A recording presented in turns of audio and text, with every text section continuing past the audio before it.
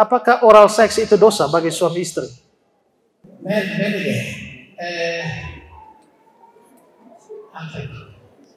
Susah terjemahkan. Oral seks ini adalah hubungan suami istri tetapi menggunakan mulut.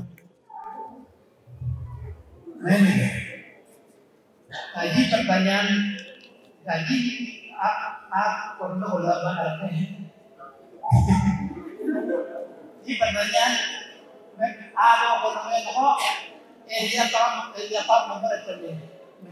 mungkin ini nanti baka tinong komen apa mungkin bisa saya nak kalau terapi tahu terapi dosa nggak tahu komen kita pun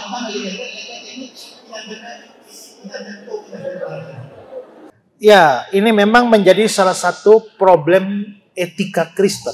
Apakah hal seperti itu dianggap dosa atau tidak? Di etika Kristen baka wala hindi laon. Tahu kung berarti dosa legal. Etika Kristen baka laon. Kalau kita bicara dosa atau tidak, itu dosa itu apa? Dosa itu adalah pelanggaran hukum Allah. Dosa atau pelanggaran arti dosa itu alamin panangan dia tidak. Dosa arti alamin panah lalu begitu itu dosa. Kalau Allah memerintah atau firman Tuhan memerintahkan kita tidak lakukan, kita dosa. Tapi kalau firman Tuhan larang kita melakukan, kita dosa. Dua, alamin panah unahay ko itu dosa. Alamin panah elia unahay ko elia ano lalagay dito dosa. Itu dua ba? Jadi alamin panah unahay ko itu dosa. Itu alamin panah unahay ko lalagay dito dosa. Tapi ada hal-hal yang membingungkan kalau Alkitab tidak memerintahkan, Alkitab tidak melarang. Ada Alkitab jadi legal है नहीं Alkitab में larang itu legal है नहीं तो penalti में apa hal-hal itu orang benar. Oke, saya tanya, kalau orang pakai HP berdosa apa tidak? Contoh yang anak aku mah HP pakai itu dosa legal. Kalau saya tidak mau pakai HP, berdosa apa tidak? HP pakai teknologi dosa legal. Lalu anak HP pakai teknologi dosa legal. Tidak betul ya. Masalahnya Alkitab tidak pernah ada perintah suruh kita pakai HP, tapi Alkitab juga tidak pernah ada larangan kita pakai HP. Jadi mau pakai HP tidak dosa, tidak pakai HP juga tidak dosa. Kalau ni panahon yang tadi barang orang teknologi gerong kali mati HP kan mahal. Mede kalau ni panahon HP pakai dia untuk kau ambil boleh gak itu. Tinu kalau ni panahon HP ti pakai dia lego untuk boleh gak itu. Kerana pakai dia lega ti dosa lega ti kita kau dah lega. Oke, kalau kita kembali kepada Alkitab, apakah di dalam Alkitab ada perintah untuk oral seks? Pokoknya, apa itu? Boleh orang ada. Nah, inabe baka main inabe baka kolaborasi. Boleh alam mana kami? Ti orang ini ko, boleh kaya lego, boleh kaya alam mana kaya yang jarak jadi kau. Apakah di dalam Alkitab ada larangan? Alamnya pada kan nanti pakai untuk menaya nih. Maka posisinya di sini tidak ada perintah, tidak ada larangan. Maka dalam hal ini kita tidak bisa mutlak mengatakan harus atau tidak harus, boleh atau tidak boleh. Alamnya pada menaya lega. Kalau mereka miren, oke. Kalau nanti orang obat itu, tidak nego. Nego. Karena ini dalam balat tapi ya kita membutuhkan beberapa pertimbangan. Tapi pertimbangan ambil beberapa pertimbangan lain.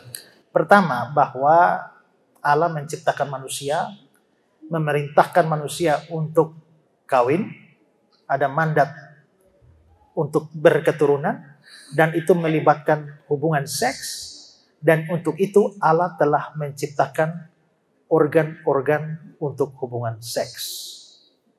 Alanan aku mau buat aja naik, aku mau apalagi bikin mau aja naik.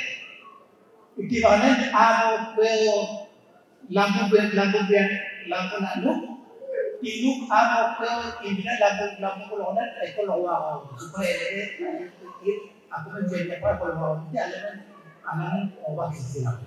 Menjadi masalah itu adalah bahwa apakah mulut itu termasuk di dalam organ seks. Ako inan na ako eko magkarana. Ya. Apakah iti pinabebe orang itu benar panah. Sebagian orang mengatakan ya, sebagian tidak, karena katanya memang orang berciuman juga.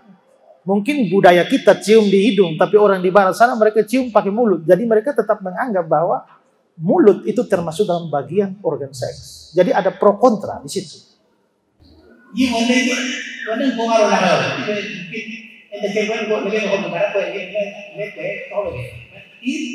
Ini aku mendengar ini orang-orang barat, Amerika dan lainnya. Yang bahkan barat. Ini juga itu cium ini fenomena mungkin kau berada ini cium ini tapi langsung sudah berbahaya ini adalah mendengar topik berbahaya. Bakalona, ini apa itu? Ini pun kita bilang datang bakalona. Kedua, faktor kesehatan perlu dipertimbangkan. Karena biasanya organ seks atau alat kelamin itu kurang dijaga kebersihannya. Dan praktek oral seks itu bisa mengakibatkan munculnya berbagai macam penyakit. Yang kedua inabe mga itu jaga kesehatan. Karena alat-alat kelamin itu selalu bersis mineral level. Ini mau bibiran dari tombol itu mungkin apa? Ini mau dulu pakai diagnostik foto kemarin mineral dan tombol diagnostik tidak bersih. Lalu yang berikut tombol nanti bibir ini ya. Nanti dari segi kesehatan ini madu. Faktor ketiga itu adalah kenyamanan suami atau istri. Maksudnya begini, bahwa mungkin ada suami yang dia pengen begitu tapi istrinya tidak bisa. Jangan seperti ini. Ya. Tapi ada istri yang mungkin mau tapi suami bilang tidak. Itu akan mempengaruhi kenyamanan. Sehingga di sini, kalau salah satu pihak merasa tidak nyaman, sebaiknya itu jangan dilakukan. Yang berikut ini dari segi ini arah bukan itu dia lagi. Arah bukan mungkin apa tegak arah tegak itu dia lebih. Tapi arah bukan lagi. Tuhon ini pun dandang orang pakati. Menjadi tidak aman, arah bawah ini itu pasal saja, sedikit mana itu masuk. Jadi itu ada beberapa pertimbangan semacam itu, sehingga karena Alkitab tidak memerintahkan, tidak melarang, tapi dengan pertimbangan-pertimbangan itu, saya tidak bisa memberikan jawaban mutlak, tapi saya terus terang, saya condong untuk sebaiknya dihindari.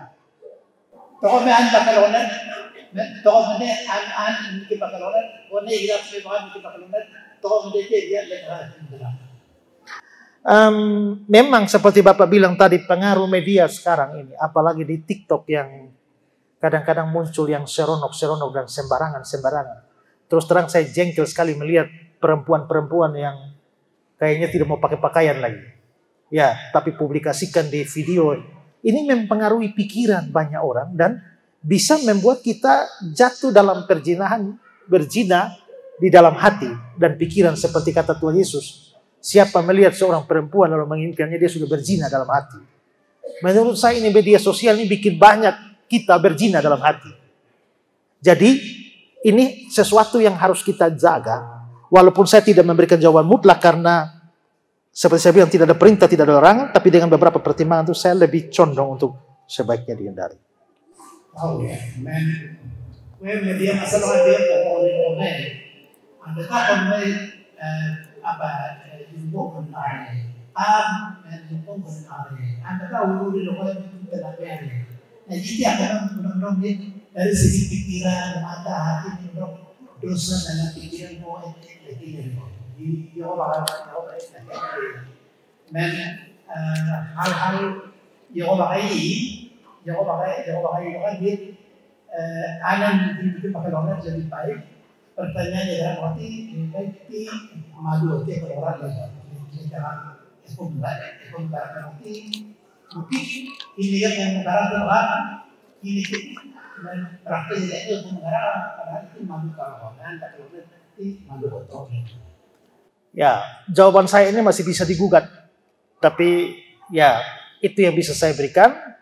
Karena memang kalau ada perintah, harus lakukan. Larangan, jangan lakukan. Tapi karena ini abu-abu, tidak ada perintah, tidak ada larangan, maka menurut saya memang tidak bisa ada jawaban mutlak untuk itu. Kalau begitu, dir ala bikin mikir orang lain, ya, ada juga gue, ada bikin bagian. Ala bikin mikir orang lain, di malu dia jangan doa ya.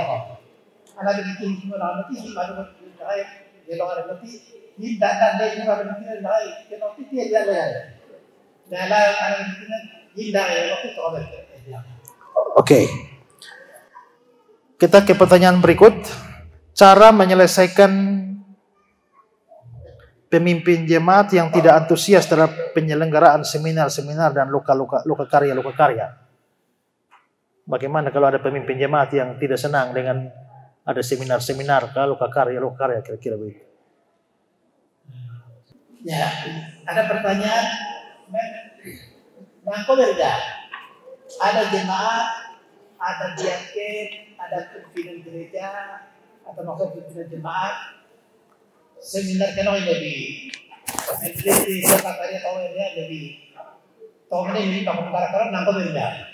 Kira-kira apa detik bagian jauh beda, tak tahu mana lah. Ini soal pertanyaan. Ya, di mana-mana mungkin ada. Tapi kita memang harus jangan buru-buru menghakimi. Kita mungkin di sini perlu diskusi atau komunikasi. Kalau misalnya tidak setuju, kurang mendukung, apa penyebabnya? Itu harus diketahui. Tahu ini langsung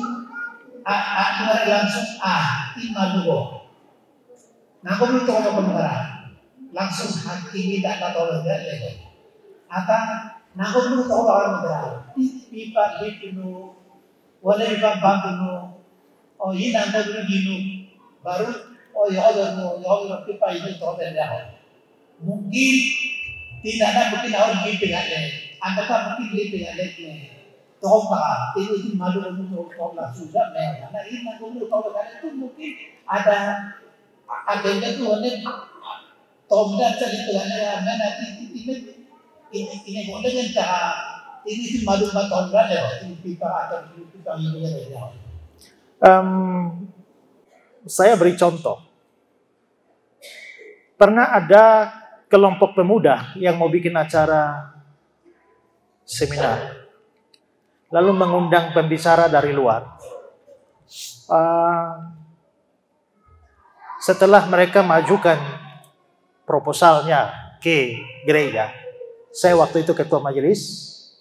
Saya menolak pelaksanaannya. Lalu pemuda-pemuda menganggap bahwa saya tidak mendukung mereka.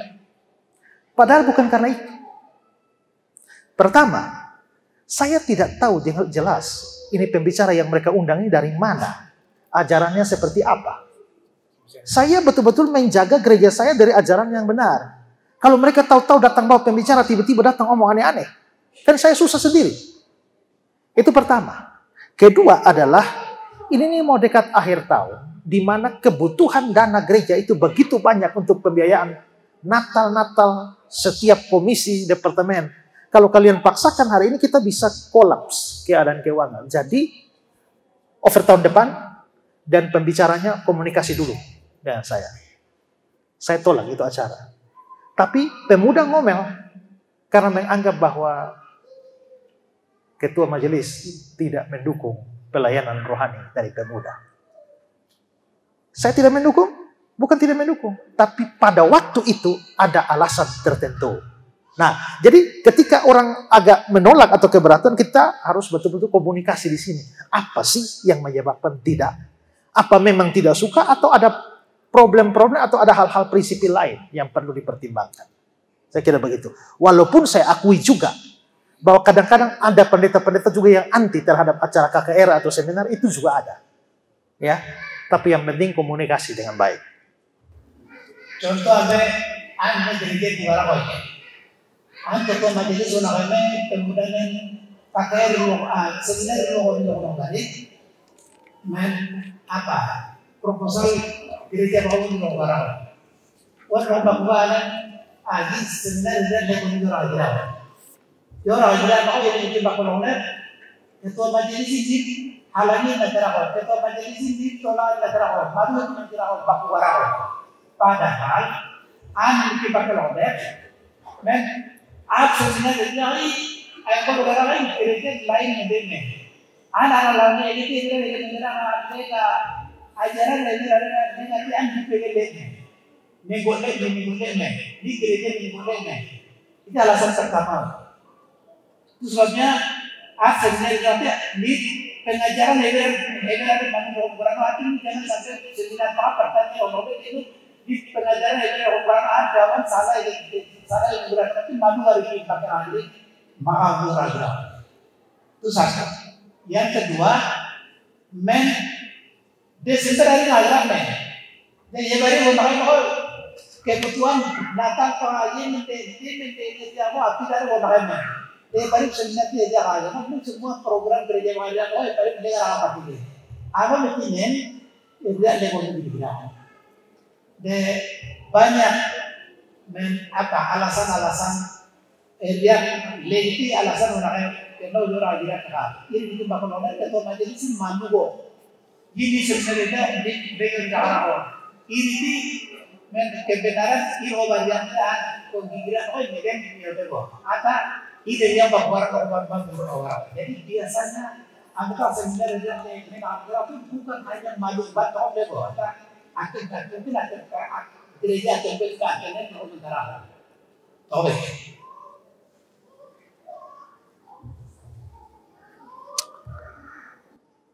Jika kita tidak beri persembahan persepuluhan, untuk menggantinya, uang persepuluhan yang terpakai kita harus kembalikan perpuluhan berapa? Kalau kita tidak bayar persepuluhan, lalu kita mau ganti persepuluhan, bayar berapa?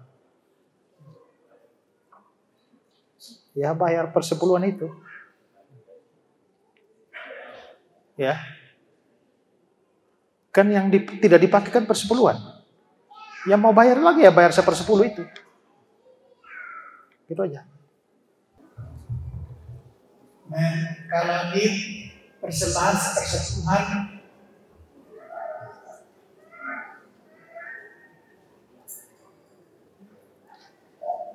ini persembahan persepuluhan kalau beli persembahan persepuluhan itu dipakai dulu. Berarti ganti bayar ganti mantelan. Bagaimana apa kebetulan dia persembahan persepuluhan pakai kenapa persembahan persepuluhan pakai kenapa tidak. Bagaimana saya jawab pendek-pendek saja langsung Bapak terjemahkan ya.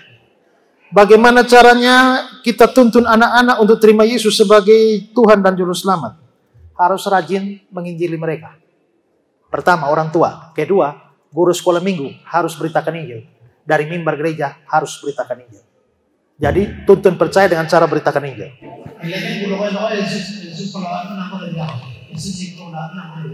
Yang pertama, orang tuanya orang tuanya alam kita mampu doa. Lalu dilanjutkan dengan sekolah minggu dan alam kita mampu doa. Ini luar doa. Ini belum tukar ke hati. Apa ini kan hari madu mendewa aja. Orang berdosa lagi baru. Lalu kita Yung alaw na buwan di kelima baru ini dibahat terima. Apa ciri-ciri orang yang penuh Roh Kudus? Pertama, hidupnya makin hari makin baik karena ada buah roh. Kedua adalah yang berkaitan dengan pelayanan, dia punya semangat pelayanan tinggi, rajin dan bergairah beritakan Injil.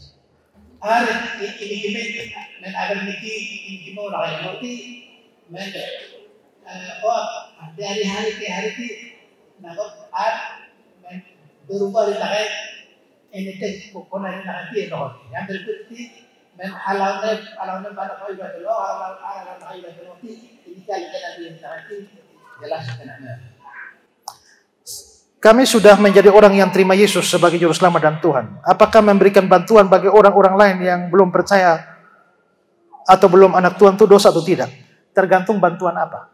Kalau bantuan umum misalnya antar dia ke dokter atau bantu dia uang untuk beli makan, itu tidak dosa. Tapi bantu-bantu yang sifatnya berdosa itu jadi dosa. Misalnya bantu antar ke dukun kah, atau bantu mencuri kah, itu jadi dosa. Jadi kalau bantuan yang tidak dosa, maksudnya netral, itu tidak ada dosa sama sekali. Pertanyaan kamu kirim bedakan antara sekau ini yang jadi orang yang panggil apa? Dia tidak komentar. Kau wakari pengat, dia cuma bilang kau tidak jelas. Kau orang itu.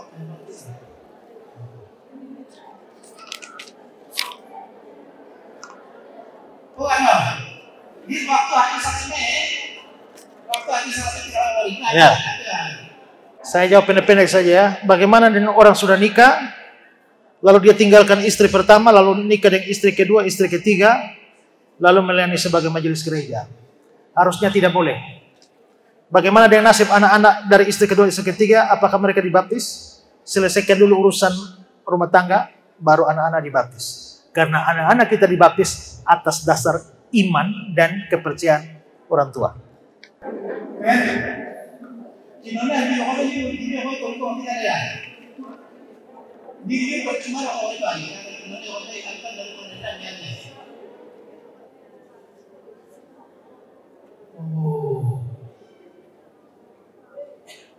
Kinana ko ati. Pertanyaannya kok. Abang aku aja ko nakikita yung anak niya ko na eh. Kung nakikita mo ako aja wante. Ako aja wante. Kenari ini yang darah biar ni. Ini aku aja kemudian aku mohon dia mau kurang. Ya. Ini aku kedua ketiga saya mau itu gereja apa tahu dia mau kurang. Tahu dia enggak katanya tahu berapa ini. Ini apa berkaitan dia jawab yang cara. Tahu dia tahu awal jauh hubungan ada nanti kita awak dia itu baru urusan dia awal hari-hari itu orang itu tahu dia tahu kita atau atau artinya aku ala yang badan akan ke tidur sampai tahu hubungan itu aman ke tidur nangkap kalau orang pipa mau mereka kalau orang hari-hari kalau orang lagi tahu enggak. Umat Tuhan bergantung kepada pengajaran firman Tuhan yang keluar dari hamba Tuhan. Sedangkan hamba Tuhan sendiri bisa jatuh dalam dosa. Ya, makanya beriman jangan pada hamba Tuhan. Pada Tuhannya. Hamba Tuhan bisa jatuh. Daud bisa jatuh. Elia bisa jatuh. Abraham bisa jatuh. Tapi kita iman pada Tuhan. Bukan pada hamba-hamba Tuhan. Kalau hamba Tuhan ajarkan kebenaran, yang dia omong benar, terima. Tapi jangan ikut perbuatannya. Ya, itu di Matius pasal 23 ayat 1, 2, 3 itu. Ya. Kalau hamba Tuhan khotbahnya benar, ajarannya benar, terima. Tapi hamba Tuhan hidupnya tidak benar, abaikan hidupnya, perhatikan pengajarannya. Di tempat hamba Tuhan apa? Berarti itu apa?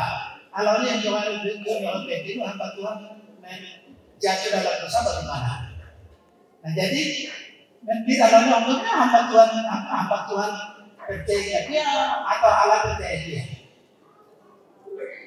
Allah percaya kita ini bila Allah doang mau dia. Jangan ambil hamba Tuhan itu adalah Allah pakai dia. Alamnya mau kebanggaan karena ini nilai yang Tuhan ada karena seperti Daud kata jatuh di neraka. Abraham kata jatuh di neraka. Jadi semua dalam Alkitab ada yang Tuhan pakai, tapi karena juga apa itu? Kalau kurang malu kurang di berjalan ini berjalan ala dalam kori tapi ini ala dalam barang hal apa itu murid orang itu dengar. Ini boleh yang apa kita mau juga murid orang. Jadi ini boleh ala dalam banyak orang. Ini ada banyak orang ala dalam banyak orang kamu itu apa orang dinaikan. Dan ini sangat berani. Masih berapa menit? Habis kah? Ya, mohon maaf ya. Tidak bisa, masih beberapa cukup banyak pertanyaan yang belum bisa terjawab. Waktu kita habis.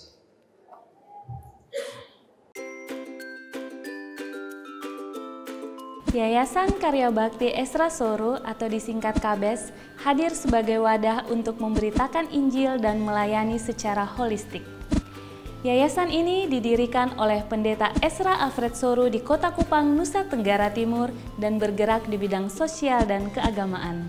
Yayasan ini memiliki visi menjadi lembaga yang mempunyai andil dalam membentuk kekristenan yang gigih dalam memberitakan Injil serta setia kepada ajaran yang alkitabiah dan melayani secara holistik. Dan misi dari yayasan ini yaitu melakukan pemberitaan Injil dan penyebaran ajaran yang alkitabiah secara langsung maupun melalui berbagai media, juga mempersiapkan dan mengutus misionaris-misionaris lokal ke berbagai wilayah, terutama ke pelosok-pelosok, serta mengadakan seminar-seminar atau pelatihan-pelatihan doktrinal dan melakukan aksi-aksi sosial yang mengarah kepada pelayanan Kristiani yang bersifat holistik. Berikut serangkaian kegiatan yang telah dilaksanakan oleh Yayasan Karya Bakti Esra Soro. Bagi saudara dimanapun berada yang rindu untuk mendukung pelayanan kami, khususnya melalui dukungan dana, maka saudara dapat menyalurkannya ke nomor rekening yang tersedia. Untuk informasi selengkapnya dapat menghubungi Sekretariat Yayasan Karya Bakti Esra Soro melalui nomor berikut ini. Mari beritakan Injil dan melayani sesama dengan kasih bersama Yayasan Karya Bakti Esra Soro. Tuhan Yesus memberkati.